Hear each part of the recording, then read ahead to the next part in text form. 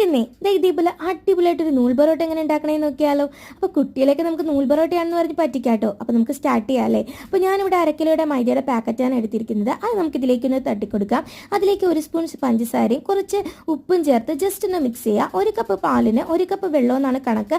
ആദ്യം പാല് കുറച്ച് ചേർത്ത് കൊടുത്ത് മിക്സ് ചെയ്തെടുക്കാം. പിന്നെ കുറച്ച് വെള്ളം കൂടെ ചേർത്ത് കൊടുത്ത് മിക്സ് ചെയ്തെടുത്തിട്ട് നമുക്കതിലേക്ക് ഒരു മുട്ട പൊട്ടിച്ചെടുക്കാം. അതുപോലെ തന്നെ 1 സ്പൂൺ നെയ്യും കൂടെ ചേർത്ത് നമുക്ക് കട്ടയില്ലാതെ ദോശമാവിൻ്റെ ബാറ്ററിൻ്റെ പരുവത്തിൽ മിക്സ് ചെയ്തെടുക്കാം.